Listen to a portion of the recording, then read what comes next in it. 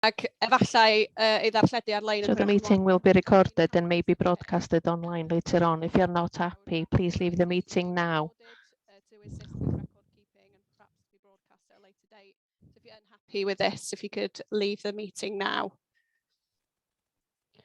Catrin, ga I just checio, ydy pawb sydd wedi cofrestru wedi cyrraedd erbyn hyn?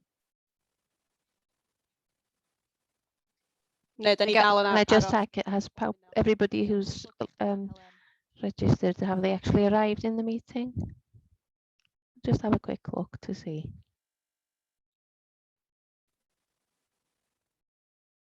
Okay, nawn ni just aros cwpl o funudau. Nawn ni gychwyn dwi'n meddwl, Helen. Okay, just waiting on another 2. We'll wait a couple of minutes just to make sure that everybody's here.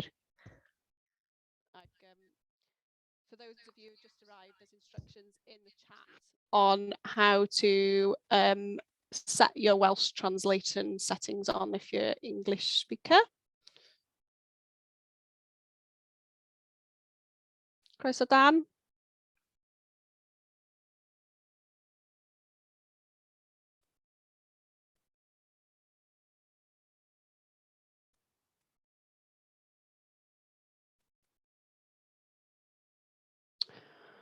Okay, dwi'n meddwl nawn ni gychwyn. Okay, I think we'll make a start.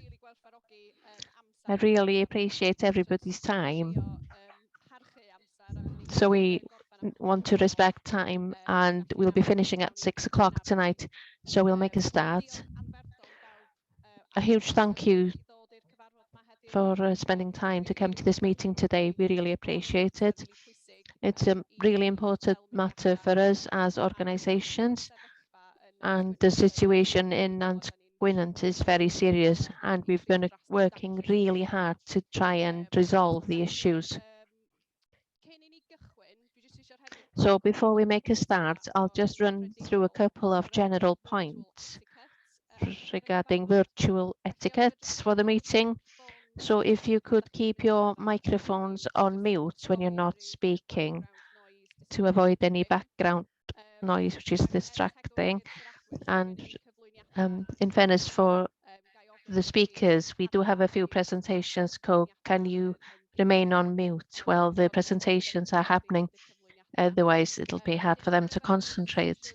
And then for the Q&A session, there will be an option for you to raise your hand virtually on Zoom. So if you can do that, please. And as and when people put their hand up, I'll invite you to speak so that we can keep organized so that people don't talk across each other. And stay on mute when you're not speaking, if you would, please. I'll keep an eye on things to make sure that everybody is able to get their input, because it's important that we hear from everybody tonight. Please remember to unmute when you are invited to speak. I'll probably be the first person to forget that, so don't worry about it. And remember to mute again after you've spoken, just to make sure that we don't have background noise. So just a couple of other things. If people can talk just one at a time, and we'll try and make sure that everybody gets to contribute. As far as the organisation of the meeting is concerned, the purpose of the meeting is we want to introduce our plans in order to get to grips with the challenges in Nant Gwynant. After the meeting last year with the community, it was clear that there were some major issues facing the area. And what we've been working on is we've come up with some plans and we've been delivering some of those. So we want to present those to you. Hopefully that'll answer a lot of the questions that we've received beforehand. But I will keep an eye on that. And if there are things that we still need answering, we'll cover those in the Q&A session. Everything that we try to do is based on the issues that have been raised by the community, as well as what we've seen on the ground, what our staff are reporting back on, the issues that they've actually seen, especially last year. And we'd like to have your feedback as well. Are there any things that have been missed in our plans? Are there priorities as far as you're concerned? It's really important that we see that and hear it in the question and answer session. So Angela will be giving us an overview of the plan, and then we'll be running through the action plan with the different officers who are present tonight. Can I just ask you where the presentations are ongoing? If there are any questions that you want to ask, can you please pop it in the chat, and when the Q&A happens, we'll go to the questions and answer those. During the Q&A, you can also raise your hand if you want to ask a question. But if there's anything really pressing, please note it in the chat and we'll make sure that we respond to that. Like I said, we need to finish at 6 o'clock. I know that everybody has their lives and everybody's busy, especially members of the community that are probably children who need feeding, etc. So we're going to make sure that we have half an hour for the Q&A session, but we will finish at 6. So if there are questions that have not been answered, then we'll respond to those over email following the meeting. So before we go into the presentations, can we please ask the officers who are here from the different organisations to present themselves or introduce themselves even? I'll run through the list as is. Angela? Good evening, I'm Angela Jones. I am the Partnership Manager for the National Park. Catherine? I'm Catherine Glynn. I'm the WIDVA Partnership Officer. Tristan? Good evening. Tristan Edwards, I'm the GM for Eryri and the Gogarth for the National Trust. Thanks, Tristan. Adam? I'm Adam Daniel. I'm the head of the Wardening Services for the National Park.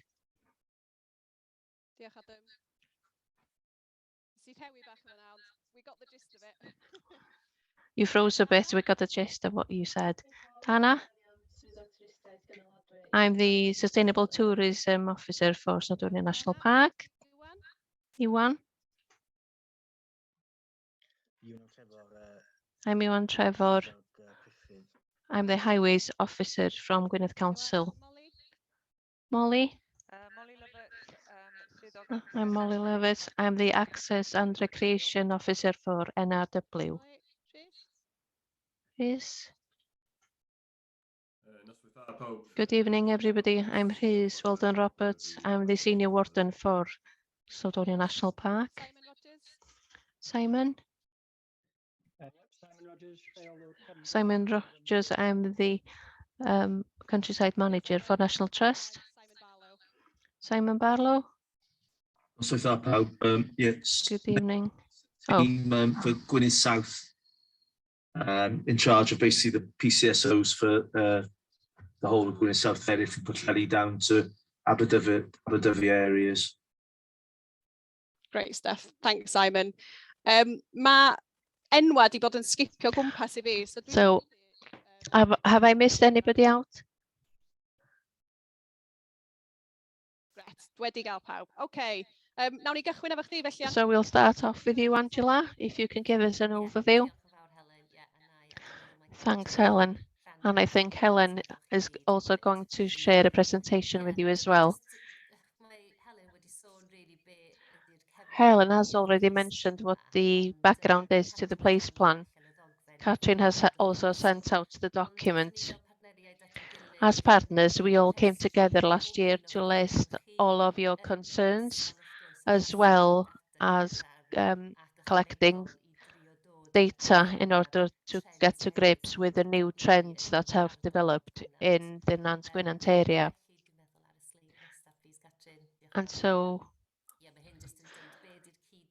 the next slide just gives us the context. I do have cold. I apologise for the croaky voice. Angela, that is.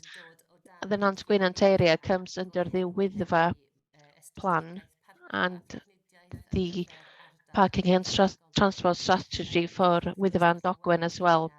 And you should look at those in the context of the documents that we've already sent out to you. Also, the data that we've collected around the visitor numbers and parking and transport. So getting all of these in one place gives us a very strong context for delivering in the area. We've called this a place plan because it's very specific to this area. As you already have seen, and also on the next slide, we have listed your concerns under these themes. There are three main themes, which are visitor trends, littering, traffic and parking. And pages 4 to 11 describes your concerns, what's already been done by us already, what strategies have already been put in place up to now, any lessons that we've already learned, and what still needs to be done. And from this, we've extracted the things that we are able to work on this year and what we've prioritized within our ability and capacity as organizations and within our resources and within the different partners that are represented on the screens today. So those elements have been prioritized as the action plan for 2022, and that's on page 12 to 15. So we're going to run through those in detail now. So back to you, Katrin, to take us through these different points. Thanks, Angela. Like Angela mentioned, we'll be talking about the action plan now, and I'll be asking the relevant officers from the organizations to give us greater detail on every point. Under the heading of visitor trends, I'm not going to go into great detail on this. I'll go straight to the officer under the progress on the increase in visitors to the area. And I think, Chris, you're going to elaborate on this, on how we're going to respond to this issue. Can I ask you to come in on that, Chris? Yes, thanks, Katrin. So obviously, everybody knows that there's been a noticeable increase in the visitors to the area in the past few years. Last year, we got more information on what's causing the increase. We undertook quite a simple survey in the area during June with our watering team so that we could gain some information on our findings. Some of the questions that we asked was, where did you come from? And why did you choose to come to Nant Gwynant today? 40% decided that they wanted to go up Snowdon with Wyddfa, and 27% came specifically to see the falls on the Watkin path, which doesn't surprise you for those of you who live in the area. The other question was, if you're intending to visit another site before Nant Gwynant, was Nant Gwynant a second option for you? And this was quite shocking. 93% said that they were not intending to go anywhere else first. Nant Gwynant really is an attraction in itself by now, which is a major change from what's been happening in the past, over the past few years. And Nant Gwynant has been attracting more interest than it has in previous years. Another question that we had was, where did you get the information about the Watkin path / Nant Gwynant? There were different responses here, really. It was pretty obvious that 38% got information either off social media or from the internet, which shows how important it is to target people before they arrive. 25% heard about it through word of mouth, which makes it a more difficult group to target, or makes it more important that we have presence in the area. Another question that we had was to ask them, where have you actually come from on the day that we undertook the survey? Over half of them were staying locally, that is on holiday, and 23% came from home, and only 12% lived locally, which shows the change in pressure on the area. And the last question we had was in relation to the bus service, to ask people if they were aware of the Sherpa bus service. That was relatively equal. Not much difference between those who were aware and those who were not aware. Following up on that, we asked if people used the bus service, if they were aware of it, and if they were aware of it, 60% said that they would, but those who said that there was a lack of information regarding timetables and publicising the service. So looking forward to next year, our intention is to expand on these surveys and to hold them for a longer period of time during the year, and more often as well, so that we can better data, so that we can feed back to our partners in order to try and come up with solutions to the problems. Grêt, diolch yn fawr iawn, Rhys. Thank you very much for that, Rhys. On to the next point, therefore. Helen, I think you're answering this one, promoting the area on social media and our plans over the coming season. So obviously, the organisations that are here today, we're not doing any work to promote Nant Gwynant. We know what the issues are regarding capacity, etc. So it's more of anti-promotion as such. So when we come across things on the social media or in the newspapers, which include articles about the area, we ask them to retract them or withdraw them. We have significant work ongoing at the moment, working with Visit Wales and the other 2 national parks in Wales in order to have a visitor campaign, messaging them about the way in which they behave when they come to the countryside, because a lot of the service and the data that we've actually collected recently show a lack of understanding regarding the countryside code among visitors. So we've been really lucky to get a bit of funding towards that work from Visit Wales, and that'll be happening over the coming season. Obviously, we don't have power to stop individuals from promoting the area on social media, but we do all that we can within our power to ensure that it doesn't actually happen. We have seen similar issues in other areas of the park last season, which is water-based. Crafnant and Geirionydd have had huge problems as well, and Bala have seen similar problems as well.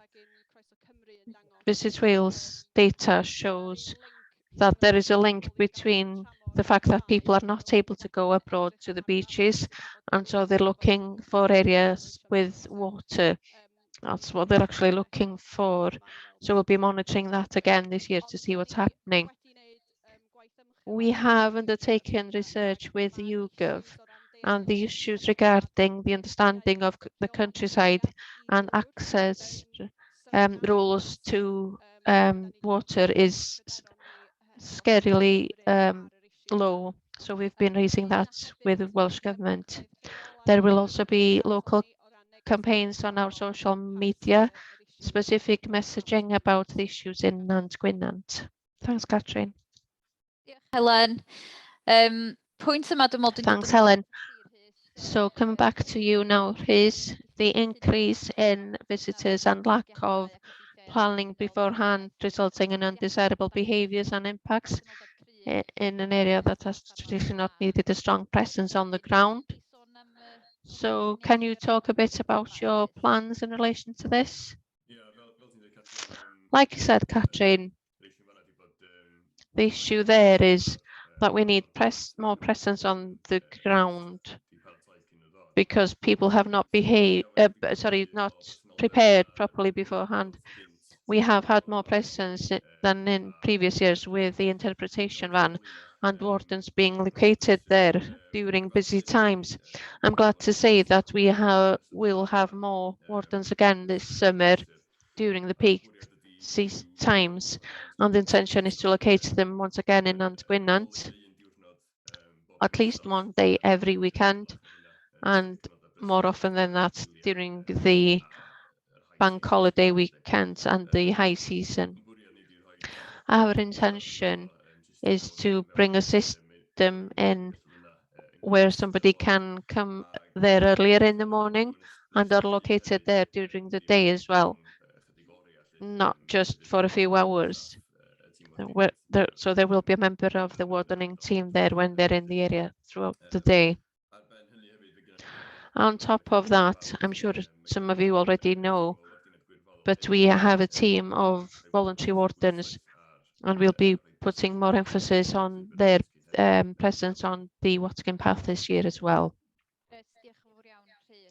Thank you very much, Rhys. The next point is specifically about swimming in Cwm Llan and river and waterfalls. I think that Molly is going to elaborate on the plans that they have in order to respond to this point. Did you want to come in there, Molly?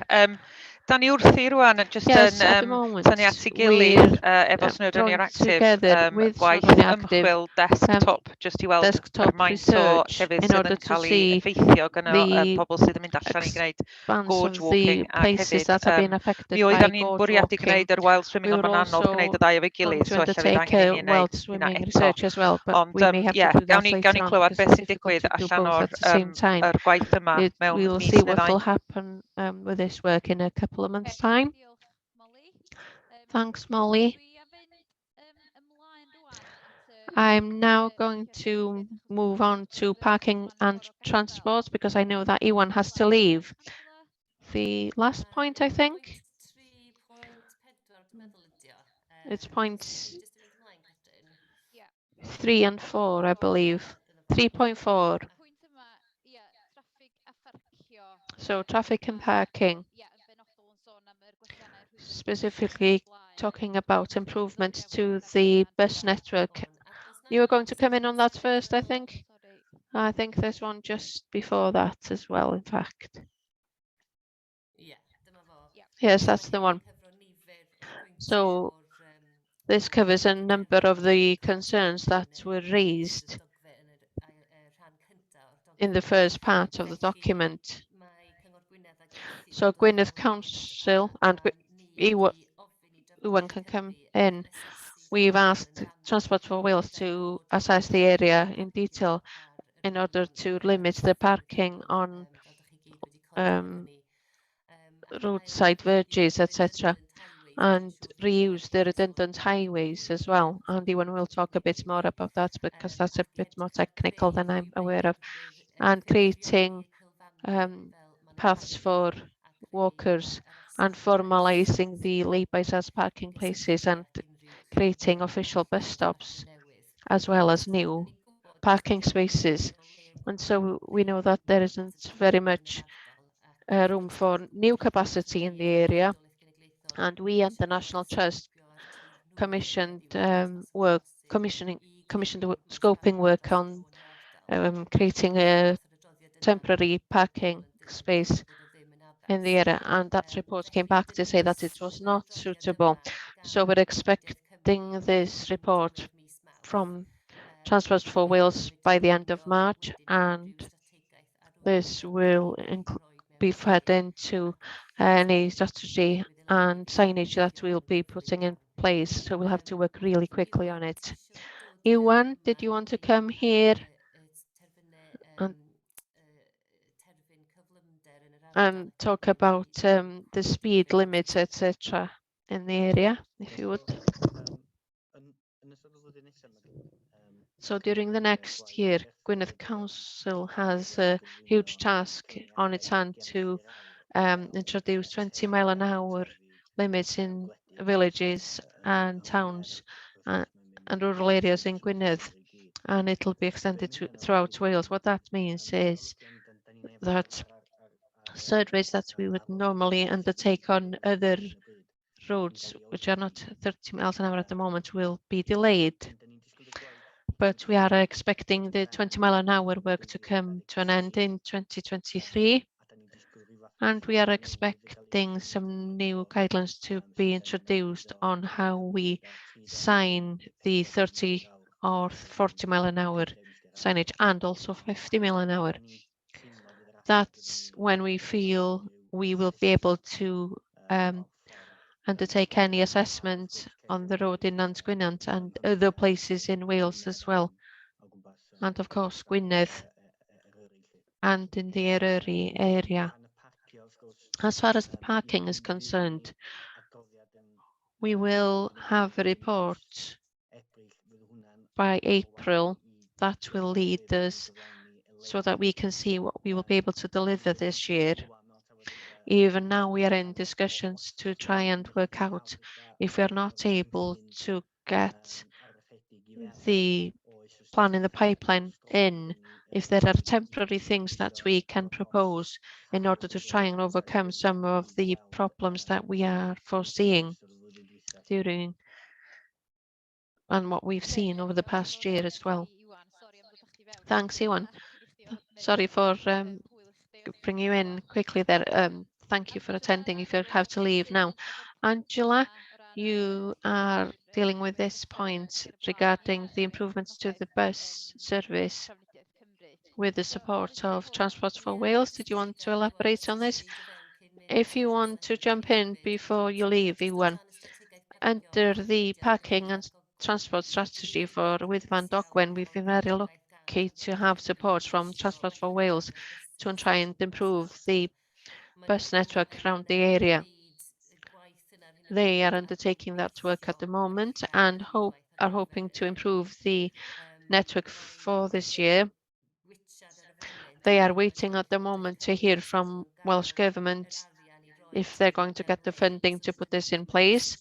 So they're not sure that they will be given the money yet, but they have Welsh Government to prioritise this money so that they are able to make these improvements around the Wyddfa and the area. That includes buses from Porthmadog through this valley.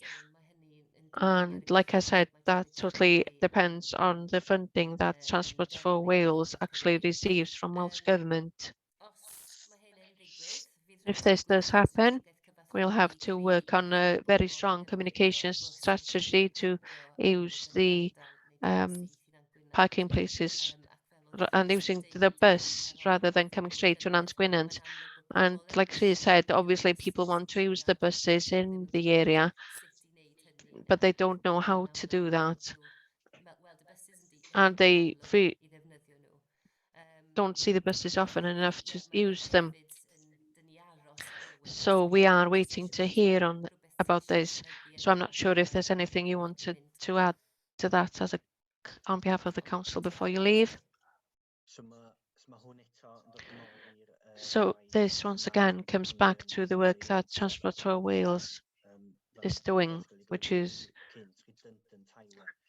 to look at redundant highways between Nant Gwynant and Beddgelert. There are some places that are part of the old road, which is no longer used as a road, but they still exist. I'm sure you are aware of them. They're located here, there and everywhere between Nant Gwynant and Beddgelert. And the idea is to see whether or not people can park in those places to catch the bus to Nant Gwynant or further up the valley, or even use the cycling and walking network that already exists in the area. Iwan, am hynna. Thanks ever so much for that, Iwan. We'll go back now to point 1.6. Apologies that we had to jump ahead there. So going back to visitor trends, fly camping and sociable camping, which has been a major problem in the park since COVID, really, since the pandemic. So I believe that Tristan is going to come in first on this point. Tristan?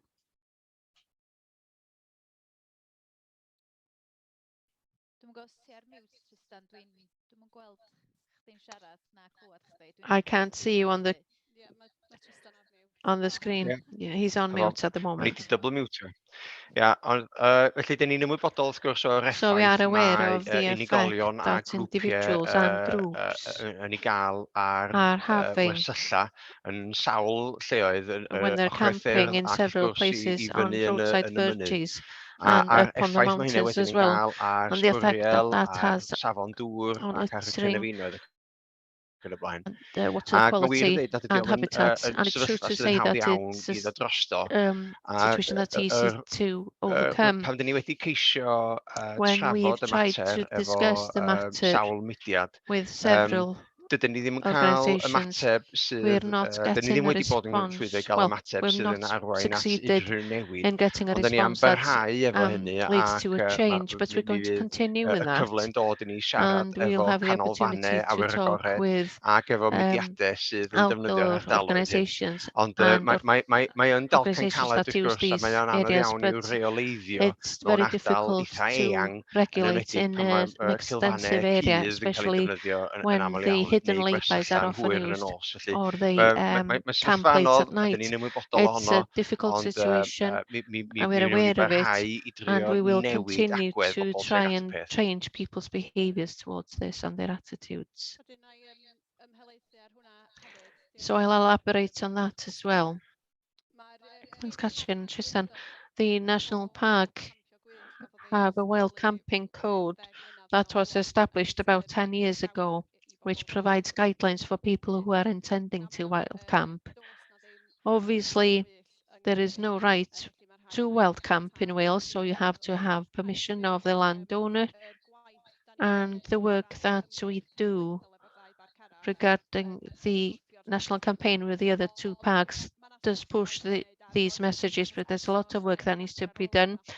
Once again, the survey that we undertook recently with YouGov, it became apparent that half the people weren't aware of those rules, and it's something that needs to happen on a government level to make sure that people are aware of the rules.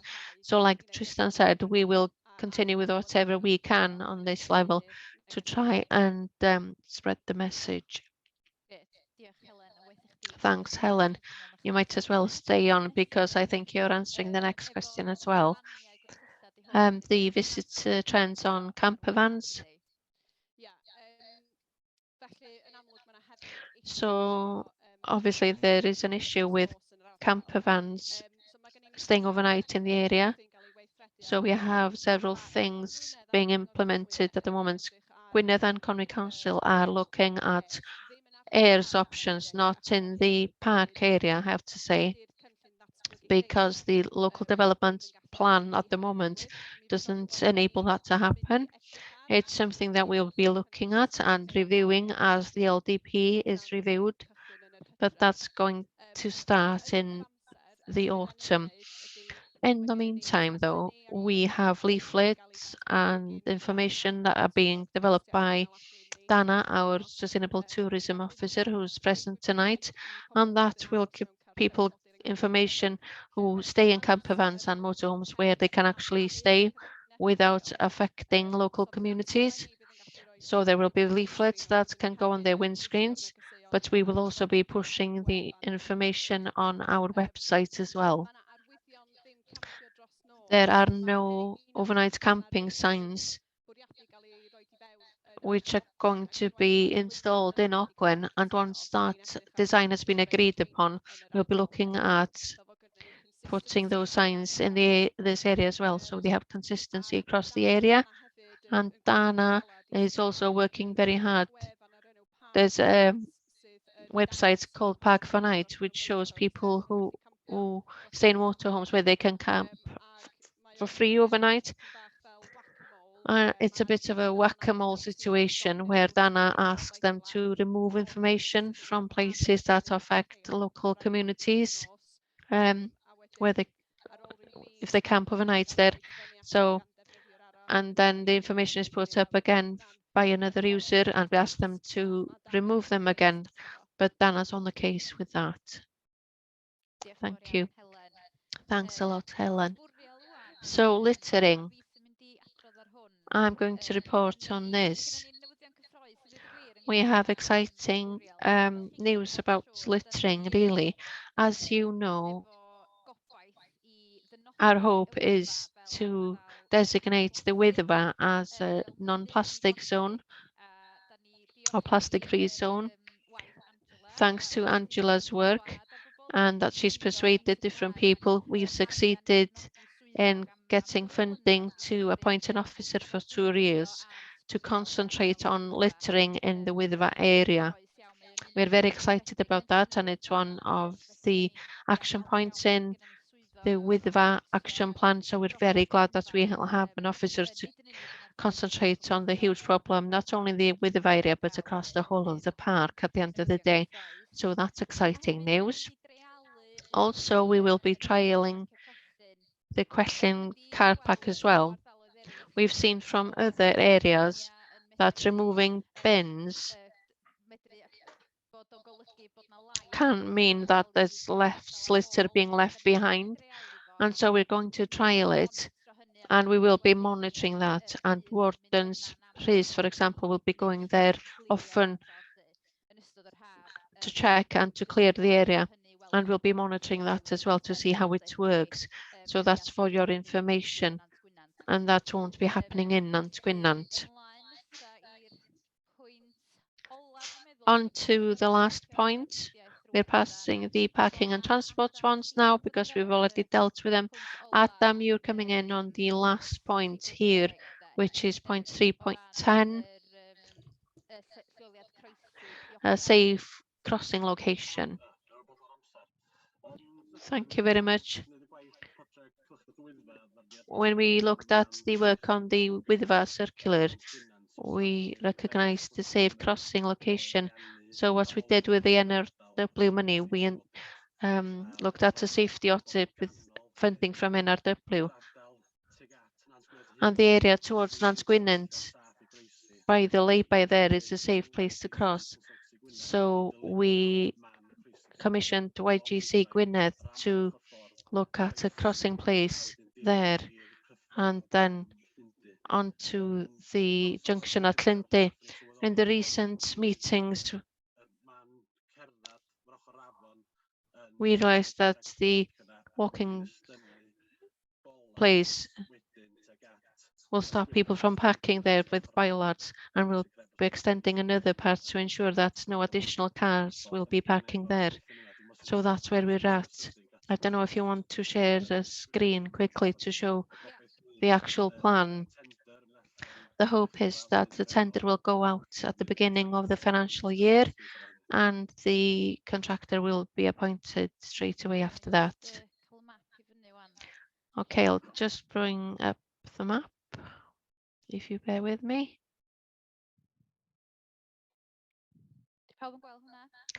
Can everybody see the map? So if you're familiar with the lay-by, the ramp from the lay-by is by the people crossing sign, crossing over, and then the new pavement will be tarmacked for about 110 meters up to the junction to Llyndy. Thank you. Okay, over to you, Helen, for the Q&A session. So I'm aware that we've run 10 minutes over. So if everybody's happy, if we need to, we will continue until 6:10. But if you need to go and feed your children, please go ahead and do so. We'll start with the questions that we've received over email. There are quite a few that have already been answered, so I'll skip those. We've had several questions, one from Damien and one from Jude, concerned about the issue about people parking for free in front of people's houses, specifically by Nant Gwynant, but there may be issues in other areas as well.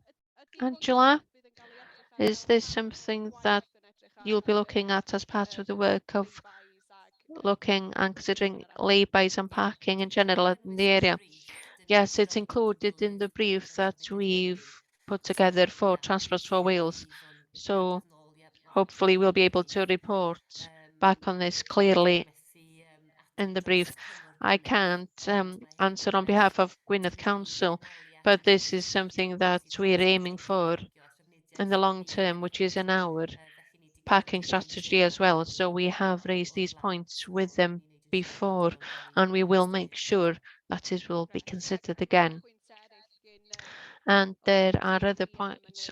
Liam as well made the point to make sure that any parking places are away from people's houses, and we'll ensure that that's considered as well. Jude also had a question about bookable parking, etc. as follows.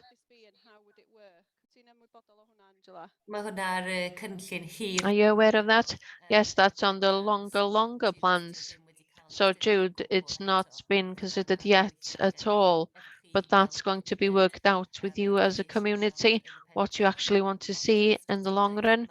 But in the Martin Higgett strategy, that is the consultants that undertook the original strategy in 2020, that was the intention originally, which is to reduce parking in the eternal area around the Wyddfa and encourage people to park on the periphery of the area and catch the buses in. And that's what we're aiming for in the long term. And then the parking in the internal area will be pre-bookable parking. So that's a few years away yet in the long-term vision. Great, thank you. And Damien's made a suggestion about double yellow lines as well. There were points about getting more information about the scoping study on the lay-by parking. I think that's sort of been addressed today, but that's something that's still being considered as a part of the survey as well. Yes, that's right. Like Ewan mentioned, we'll be coming back with those recommendations, and it'll give us the go-ahead to deliver and implement those recommendations. So it's good to see that Gwynedd Council and ourselves and Transport for Wales are working together on that. Thanks, Angela. So one for Catrin, a question from Liam as follows.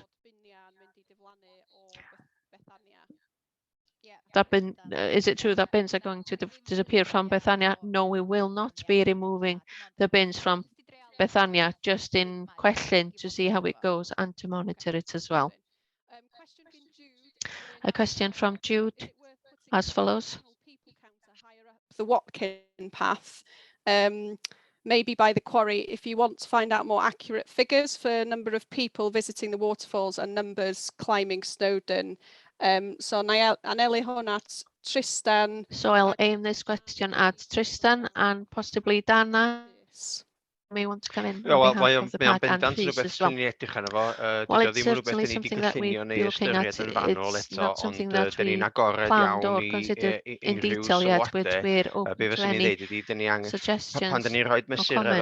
When we put measures like this in place, we then need to have a way in order to make sure that the statistics are correct. It'll be important for us to do that and consider the loop that goes up Cwmllan as well. So it's a bit more complex as we go higher up. That's possibly something that the park and yourselves can work with together. We've had new counters quite recently, and we have a counter at the bottom of the Watkin path, don't we, Danwa? So it may not be too much work for us to help with both those things and data collection. Yes, at the moment, we're looking at the counters that we have across the whole of the park, and we're going to renew some of the counters. So it's something that we can look into and consider. Like Tristan said, there are things that we have to consider before we put the counters in, but it's something that we can certainly look into. A question by Liam as follows. How come the Snowdonia 360 driving route makes strong reference to Snowdonia National Park Authority and the Snowdonia Society? Dwi ddim yn ymwybodol o hwn. I'm not aware of this.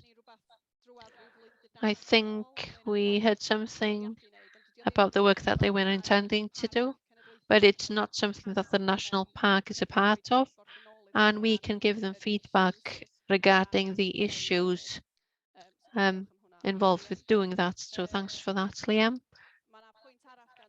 Another point that Liam has made here about the water quality, I think that's been covered. If not, we'll make sure that it is over email following the meeting. Then, as follows. By the National Trust to protect National Trust land in the Snowdonia National Park.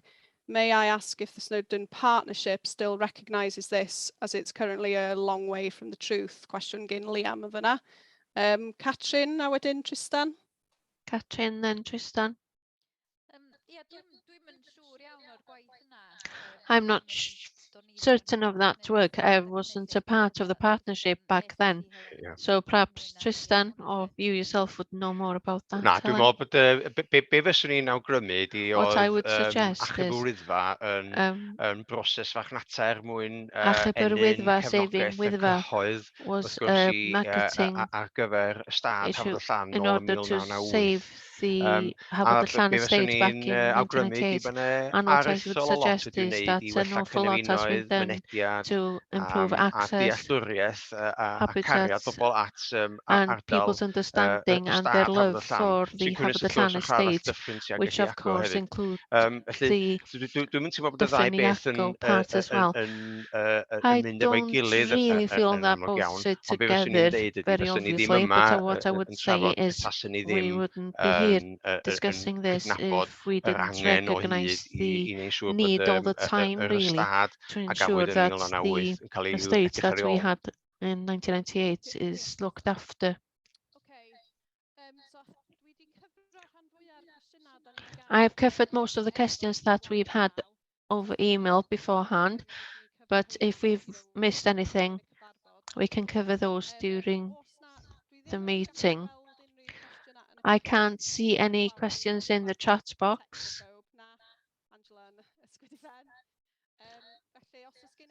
So if you do have a question, please can you raise your hand virtually by using the bottom with the smiley face and the plus at the bottom of your screen.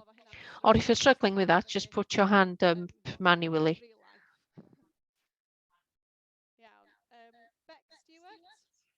Beck Stewart? Not sure if that's a clap or a hand up, but would you like to come in? Hi, so I'm going to just say my bit and then Dol's going to say his bit here. So my biggest concern is the fly camping. Nothing is really done about it. We've had physical threats. We can have up to 20 tents we can see from here, from our house. We live in Llyndy, so we face onto the lake.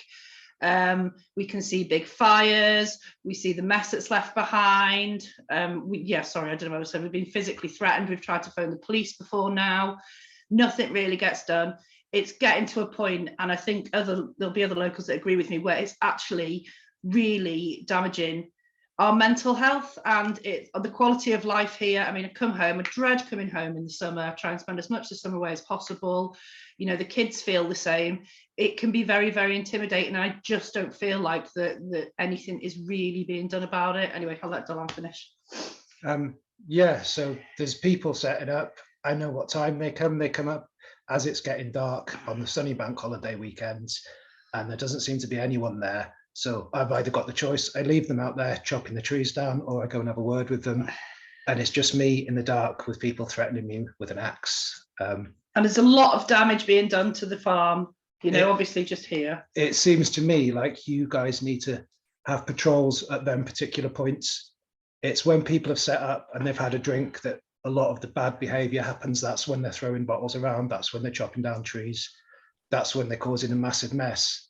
The ones in the daytime are inconvenience. But yeah, I just think you need to be patrolling.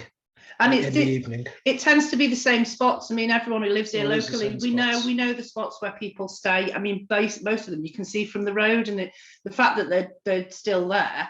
You know, more people come, and year on year, it's just increasing, and it's unbelievably just disheartening and upsetting to live with. So yeah, there you go. Just I should say, when I talk to people, 90% of people are great. They just don't understand. They've not been educated that that's not acceptable. There's always the odd minority that are horrible. But we have had physical threats of violence on more than one occasion. Yeah. Thank you both for that. And, you know, I can't imagine what it must feel like to be in that situation. And, you know, I think if there's anything that we as authorities can do to help with that situation, I'm sure we will. I think maybe, you know, in just listening to what you were saying and the fact that the community are very aware of the specific hotspots where these are happening, maybe that's the kind of first step for us. Rhys and Tristan, I'm going to pull you in here, but maybe it's about first, if we can have a bit of a map and an idea of where these locations are, that'll help us in terms of identifying and working with the landowners to address some of these issues. Rhys and Tristan, can I bring you in? Yeah, for us, if there's anything that would sort of make it more efficient in terms of our presence in the area, to be able to specifically target certain areas rather than a general patrol, that would certainly help. We do have a certain resource that we can work with, but obviously that's across the north of the park as well. So it's trying to manage that resource as well. So having specific areas that you can point out, saying, you know, this is a problem, needs a higher presence here and there, would certainly help. Yeah. And I guess from our part, it's not just a problem in Nant Gwynant, it's a problem in so many places where we have, say, raves in Cwmidwal and antisocial, and you know, I constantly, not constantly, it's an exaggeration, but frequently in the summer have emails maybe from community councils. It might be down in the area of Dolgellau towards Cregennan, and in Begelet, and in so many parts of Northwest Wales where this is a problem. And I'm not entirely sure whether patrolling is the answer, because it would need vast resources to achieve that. And as Beck herself mentions, you know, it can be very intimidating, and you might need 2 or 3 people to be able to do that in every site. So I think it's the approach and the messaging, the education. It's a big issue, and as I referred to much earlier in the presentations, it's a bit of a talcen caled. It's a difficult one to overcome, especially when it happens in the late evening, early night. Diolch, Tristan. And can I just bring Adam in as well? Adam, I know that we've been in early discussions with NRW about the potential of working or funding a seconded police officer across the north of the park. There's very early discussions at the minute, but because of these types of issues. Yes, we've started initial discussions with NRW, because they've got staff patrolling their own sites or managed sites under the Forestry Act.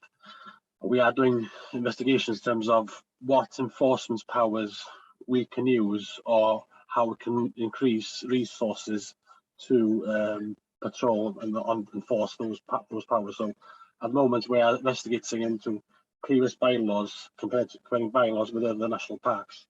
There are discussions in in England about increasing or giving wardens enforcement powers, but yeah, to Wales, that discussion hasn't started. But as Tristan said, and as Helen said before, and as you mentioned yourself, Dylan, most of these people are not aware of what they're supposed to do or how they're supposed to react in the countryside. So a lot of it is getting those messages before they come here, how to react decently in the countryside. So it's a multi-pronged approach that needs to be sorted. So that's where we are in terms of looking into potential enforcement that complements the messaging side of everything.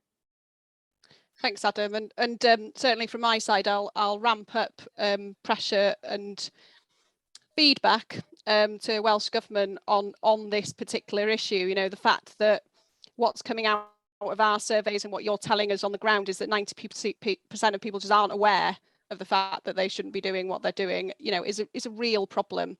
So thank you for that. I'm going to bring in Elga now. Elgan's going to see a question.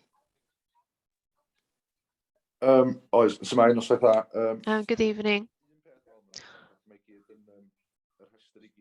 All the things on the list are a cause of concern, but I'd like to pursue the issue about water quality. There are lots of things that affect water quality. With wild camping, where they actually go to the toilet there, where they leave the litter that goes into the river. There are houses and farms that extract water from these rivers to feed their animals and to drink themselves. It's becoming a big problem.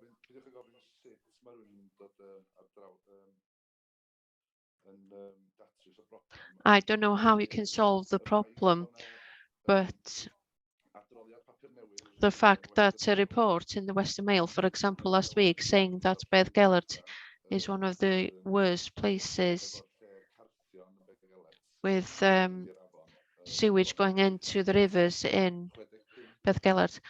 There are 365 cases in a year where this has actually happened. This isn't very heartening because Welsh Water can't do that with the permission of NRW. I don't know how NRW is going to work on this, but it is a great cause of concern for local people because people have been ill after swimming in the rivers. I know this doesn't affect Nant Gwynant directly, but the same thing is going to happen here if the same amount of people are going to be camping there. Thanks, Elgan. Molly, do you have anything to contribute to this from NRW's dwi wedi gofyn y cwestiwn yn fewnol, ond dwi wedi cael ateb yn ôl eto ynglyn â'r math o monitro maen nhw'n bwriadu gwneud ar yr afonydd gwahanol. Unwaith dwi wedi cael y gwybodaeth yn ôl, mi wna i rhannu fo efo pawb fel bod nhw'n medru gweld beth sydd yn cael ei planio. Dwi'n cytuno, mae'n pwysig bod ni yn cael rhyw fath o idea o be ydy standard yr math o dwr sy'n dod lawr yr afonydd, enwedig dros yr haf pan oedd pobl yna, a dim llawer o dŵr yn yr afon. So, ddoi nôl ato chi efo gwybodaeth ar beth sydd yn cael ei planio information about what's being planned. Thank you for that, Molly. Dan Jackson. It strikes me that one of the problems that the organisations face is the numbers of people you have at your disposal, so lack of person power to contend with issues. So catching people doing stupid and ridiculous and often illegal things is very difficult. So I recognise that's a real issue. So I know this is a contentious idea, but in certain places and very problematic places, like the car park at Pontbethany here, where we've got parking issues, we've got people doing speeding, we've got and littering, particularly around the toilets. Is there any recourse to something like CCTV? And I know not everybody would like that, but it seems to be part of the problem is actually catching people doing these things. And until we catch people doing these things, directly breaking the law by littering as they are doing, and as they often are doing, until you actually catch them, you can't do anything about it. And the problem is catching them. I don't know if that is something that would even be palatable to people in the area. I don't live here, but I work here at the outdoor centre. But actually, and that might not be palatable to people who live here, but I don't even know if that's legal. But it's a recourse. And I wonder what the possibilities of doing something like that, or for it even to be looked at. Thanks, Dan. You might not be able to answer this, Adam, but I know we've got something similar in Ogwen, but there are issues with using the data, isn't there? Perhaps this is something we can look into and come back to Dan on after the meeting. We have started discussions with a site in Betws where there's some issues of people fly tipping and emptying their camper vans. So again, it's a multi-agency approach in terms of as a landowner and working with the local council with the enforcement side. So we have started discussions and going to trial it in Betws, and we can obviously, depends on how successful that trial comes, we can always look at other sites if needs be. Okay, diolch Adam. Nia, partner hefyd. And your partner as well. The question was from me. Thanks. Just to let Becky know, really, she's not the only one who gets the threats of violence and vandalism. It's disgusting. You know, we shouldn't have to deal with things like that. And I think, in my opinion, we haven't lived here long, but we're getting closer and closer to losing the community. People are jumping out left, right, and centre. So I think the priority must be swayed towards the residents rather than getting the parking order. I mean, it's problematic from both ends, but I think you've got more of a problem trying to please the residents before you start looking where people can come and stay and what they can do and what they can't do. Because it can't be policed, can it? To the extent that it needs to be policed. So I think, you know, maybe concentrate on some of the things that can be done. And it's a shame Yuan's disappeared, but it's disgraceful. Like our mental health suffering as well. I mean, we deal with noise, people turning up at all hours of the morning, all into the night, shouting, swearing, drunk, smashing doors, car radios. It's not ideal, but thank you. Really appreciate those comments. I think that the one point I would make is that all of these things we're doing is not really for the visitors. It's in order to reduce the impact on the local residents, whether it's to do with parking or signage or addressing the fly camping issues. You know, the idea is that by addressing the infrastructure and the behaviour of visitors, that'll reduce those impacts on you. But what I am concerned about is, you know, hearing this evening is that this is getting to the level where the local community is kind of receiving threats. And I don't know, Simon Barlow, can I bring you in? Is there anything in, you know, have you experienced this in other areas, and is there a particular approach that you might suggest? I think, yeah, it is worrying, and our chief's vision is basically making North Wales Police the safest place to live. And as like at other agencies, we've got the limited resources, and unfortunately, victims are living in such a nice area, and we've got, from a police point of view, we've got the coastal areas as well that we have to contend with. But the key issue really is that time of year when we're all busy, we've got limited resources, and we need to know where the problems are.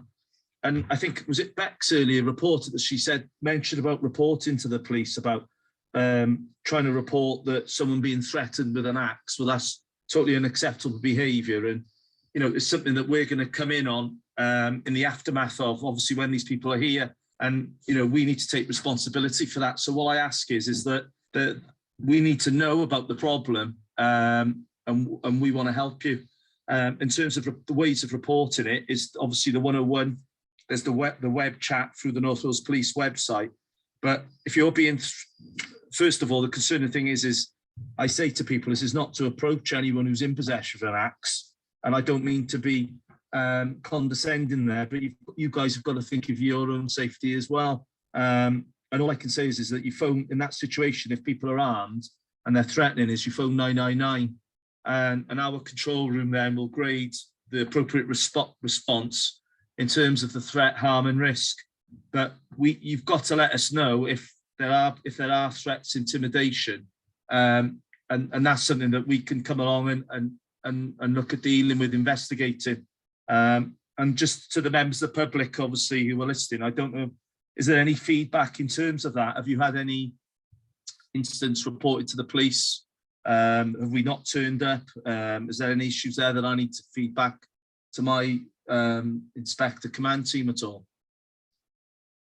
So I can see that Beck there has posted in the chat that they've called 999 and 101.